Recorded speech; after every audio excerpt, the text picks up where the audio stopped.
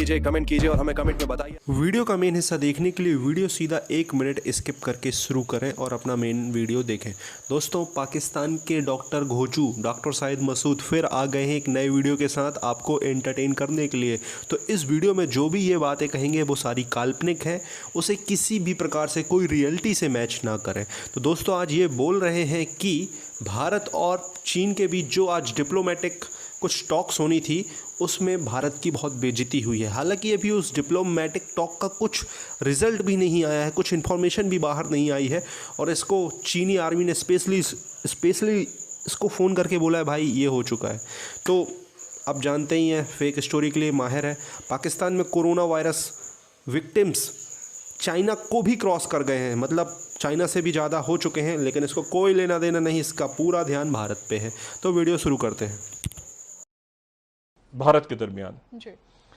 और उसके बाद ये जूनियर लेवल पे जो मिलिट्री के ऑफिसर्स थे, ये भारत का इंटरनेशनल लेवल पे जो स्टांस रहा है या जो उनकी बातचीत रही है सारी डिप्लोमेट, उसका भी फेलियर था। कल भी बात, इंटेलिजेंस फेलियर भी था। लेकिन आज तवक्को ये थी कि फौज की सतह पे जब जाके बात होगी सीनियर लेवल पे, तो किसी न किसी किस्म की कोई उनको फेस सेविंग मिलेगी। फेस सेविंग भी नहीं मिली, बल्कि उन्होंने एक तो वहाँ पे ये हुआ कि जो टाइम था वो काफ़ी इंतज़ार करवाया गया। दूसरी जो बात है वो ये है कि जो वेस्टर्न कमांड है पीपल्स लिबरेशन आर्मी की, कल हमारा अंदाज़ा ये था कि उनके लेफ्टिनेंट जनरल, क्योंकि यहाँ से भी लेफ्टिनेंट जनरल जा रहे हैं तो वहाँ से लेफ्टिनेंट जनरल आएंगे, लेकिन वहाँ पे उनका जो वेस्टर्न कमांड के अंदर ही उनके जो मेजर जनरल लेवल पे उनको हेड करते हैं सिंगयांग के अंदर, वो आए, ठीक है। और उन्होंने काफ़ी तवील मुलाकात हुई। इंडिया से जो लेफ्टिनेंट जनरल गए हुए थे वो अपने साथ पुराने तमाम नक्शे, बेशुमार कागजात, बहुत बड़ा, और वो शाम तक जारी रही। लेकिन उसके नतीजे में बात यही हुई कि मुज़ाकरात होंगे दोबारा और गौर किया जाएगा, और वो वहाँ से वापस आ गए। एक रत्ती बराबर भी जो ज़मीन चाइना ने ली है अपनी भारत से, जिस पे भारत का कब्ज़ा था, गैर कानूनी कब्ज़ा था, जैसे कि उनका मकबूजा कश्मीर पे है, जैसे कि उनका बेशुमार और जगहों पे है, उस तरह से उन्होंने, चीन ने अपनी ज़मीन जो है वो भारत को वापस करने से इनकार कर दिया। और भारत के जो ये भारत की मेरा ख्याल है कि बदतरीन शिकस्त है। और 1962 में या 72 साल में, क्योंकि जंगें किसी और अंदाज में होती थी कि बैनुल अक़वामी सतह पे आपकी जो साख है कि आप इंडो पैसिफिक रीजन के अंदर या दुनिया में एक उभरती हुई कुव्वत हैं और आपको पता ही नहीं चला, और अचानक आपको जो है वो आपसे ज़मीन जूते मार के, पत्थर मार के आपसे जो ज़मीन छीन के ले गए। छीन के क्या ले गए? अपनी ज़मीन वापस ले ली आपसे। और आगे जाहिर है कि ये देखें, मैं आपको एक बात ही बताऊँ, इंडिया की एक मिसकैलकुलेशन है। मिसकैलकुलेशन ये है कि उनकी टू फ्रंट वॉर होगी, ये उनकी है। मैं अपना सिर्फ तजिया दे सकता हूँ कि जो मेरी थोड़ी सी इतने साल कवर की है अगर स्ट्रेटजी को, इंटरनेशनल रिलेशंस को, या देखा है, या मिले लोगों से, डिप्लोमेट्स के साथ, या अस्करी माहरीन को देखा है, या कहीं से कुछ पढ़ा है, या कहीं कुछ पढ़ाया भी है, तो उसमें एक बात मैं बताऊं कि ये टू फ्रंट वॉर नहीं होगी इंडिया की, ये बात जहन में रखें। इंडिया की 4 फ्रंट वॉर होगी। ठीक। इंडिया के 4 तरफ से 4 महाज खुलेंगे, और उसकी एक तो खुलेगा पाकिस्तान के साथ, ठीक है, एलओसी पे। एक खुला हुआ है उनका चाइना के साथ, जो कि बहुत तवील बॉर्डर है। एक उनका खुलेगा इंडो पैसिफिक। पैसिफिक का कोई ये हिमालय से ताल्लुक नहीं है, हिमालय के पहाड़ों से, मतलब चाइना के साथ जो उनका कॉन्फ्लिक्ट चल रहा है सरहदों का, इसमें इंडियन ओशन और पैसिफिक ओशन कहां से आ गया? वो तो समंदर है ना सारा। और जो चौथा फ्रंट उनका खुलेगा वो उनका खुलेगा ईस्टर्न फ्रंट। जो ईस्टर्न फ्रंट पे वो जो 7 रियासतें, जहां पर जो मुकम्मल तौर पे खुद को भारत से अलग समझती हैं, और सिलगुरी पास जो है जो 17 किलोमीटर का है, और वहाँ पे नागालैंड और मिजोरम और ये जो, मतलब वहाँ पर आप ये अगर आप इसका नक्शा सिर्फ देख लेना इन रियासतों का, ये रियासतें जो हैं ये चारों तरफ से, ये ऊपर चाइना है, म्यांमार है, बांग्लादेश है, म्यांमार के तमाम जंगलों में, बांग्लादेश के जंगलों में, चाइना में, ये तमाम रियासतों में जितनी तहरीकें हैं, आंध्र प्रदेश, आसाम, आसाम को तोड़ तोड़ के इन्होंने ये बनाई है ना सारी। नागालैंड वालों ने तो माना ही नहीं कभी आज तक, मणिपुर वालों ने कभी नहीं माना, मिजोरम, इनकी स्ट्रेटेजिक वैल्यू भी है। और ये जो नीचे अगर आप इनको देखें तो ये बहुत ये पैसिफिक ओशन के साथ भी इनकी सरहदें लगती हैं, ऊपर चाइना के साथ भी, पैसिफिक के साथ भी।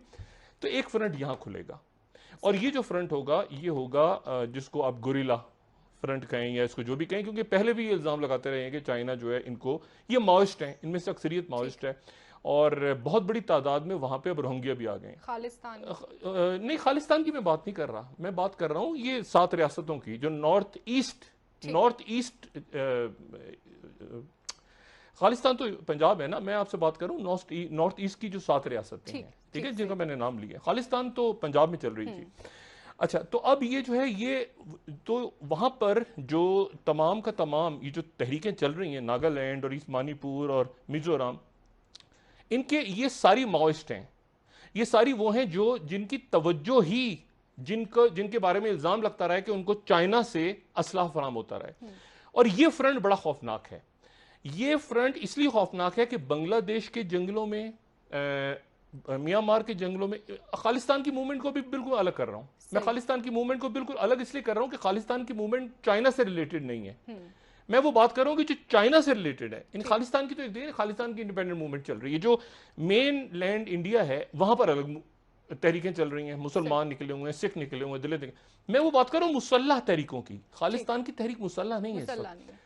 ये मुसल्लह तहरीकें हैं, ये नागालैंड में, मतलब ये उन्होंने माना ही नहीं कि हम भारत का हिस्सा हैं। आंध्र प्रदेश ने माना ही नहीं, चाइना ने माना ही नहीं, ठीक है ना। वो अलहदगी पसंद तहरीके 1947 में महात्मा गांधी जाके वादा करके आ गए थे नागालैंड वालों से, आसाम वालों से, कि हम ये आपको इंडिया का हिस्सा नहीं बनाएंगे।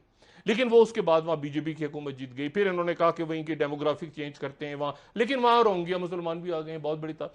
तो एक तो बांग्लादेश को इन्होंने ये 5 अगस्त के बाद जब दोहरी शहरियत लेकर आए, तो इन्होंने अफगानिस्तान को, और इनसे पूछा ना कि मुसलमानों को आप शहरियत क्यों नहीं देंगे, तो कहते हैं ये मुसलमान अपने मुसलमान मुल्कों में जाए ना, मिसाल के तौर पे जो थियोक्रेटिक का लफ्ज़ इस्तेमाल किया, इन मजहबी इंतहा अजीब सी हकारत से, अफगानिस्तान के लिए और बांग्लादेश के लिए।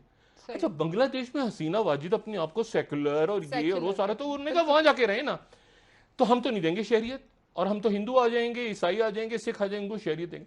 उसके नतीजे में बहुत बड़ी तादाद में वहां पे रोहिंग्या मुसलमान भी, और हिंदू मुस्लिम जैसे एक कशीदगी करवाने की कोशिश की।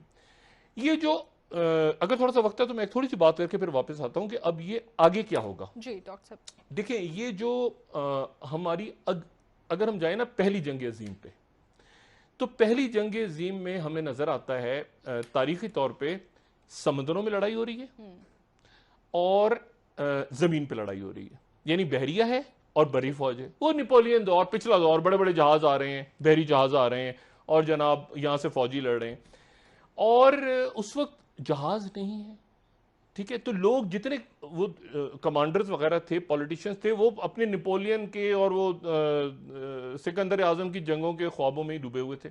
उसकी वजह से वो जंग जो थी उसका कुछ सर पैर समझ नहीं आया। दूसरी जंग अजीम में क्या हुआ? दूसरी जंग अजीम में हुआ कि जहाज आ गया, और दूसरी जंग अजीम खत्म ना होती अगर जहाज, हवाई जहाज ना होते।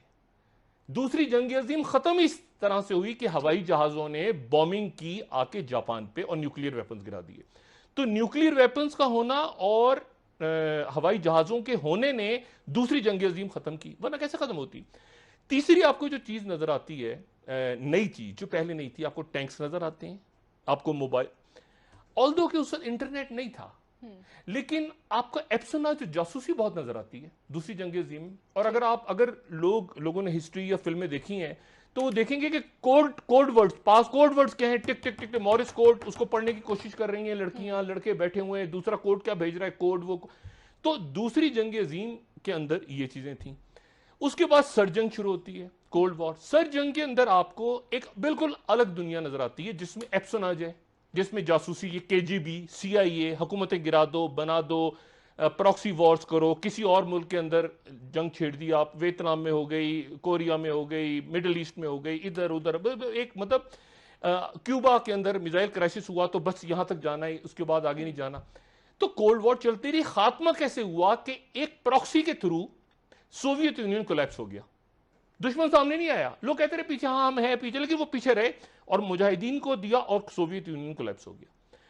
तो इस तरह सर्जन खत्म होती है। अच्छा, उसके बाद एक चीज और आती है, यानी आपके पास सर्द जंग के अंदर प्रॉक्सी आ गई, प्रॉक्सीज आ गई। दूसरी जंग अज़ीम में प्रॉक्सीज नहीं है, फौजें लड़ रही हैं। यहां पे मुजाहिदीन आ गए, ठीक है, मुजाहिदीन के पास असला है और मुजाहिदीन लड़ रहे हैं और उन्होंने शिकस्त दे दी।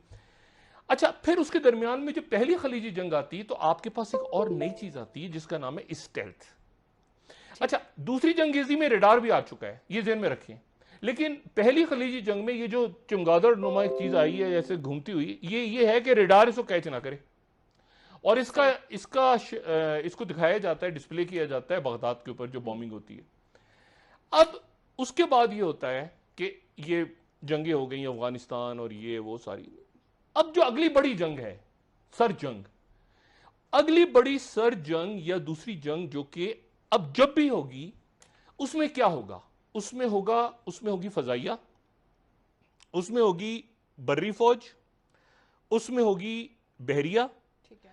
अच्छा, दूसरी जंग अजीम में सबमरीन आबदोजें भी आ गई थी, टॉर्पेडोज आ गए थे ना दूसरी जंग अजीम में, तो इसमें सबमरीन होंगी। लेकिन इसमें साइबर होगी, साइबर, और इसमें स्पेस होगी। ये इन सारी, और एक कमांड होगी जो सबको कंट्रोल कर रही होगी। आपको पता है अभी भी एयरफोर्स नाराज है अमेरिका की। वो कहते हैं ड्रोन्स ने आके, ड्रोन चूंकि सीआईए वाले उड़ाते हैं, तो कहते हैं कि हमें तो, हम पायलट के बगैर, यानी पायलट है ही नहीं तो भाई आप मतलब हमारा, हमें क्यों आपने F-35 बना रहे हो और F-18 बना रहे हो, आपने ड्रोन से सारा काम चलाना है। तो उनको नहीं पता होता ये कासिम सुलेमानी को मारा है तो एयरफोर्स ने तो नहीं मारा, सीआईए ने मारा है, ठीक है, ड्रोन से हिट हुआ है। अच्छा, अब मामला ये कि ये जो अगली जंग चाइना के साथ लड़ने जा रहे हैं, इसमें फिर इकोनॉमिक वॉरफेयर भी है जी, और इसमें बायो वॉरफेयर भी आ गया। अच्छा, यहां पर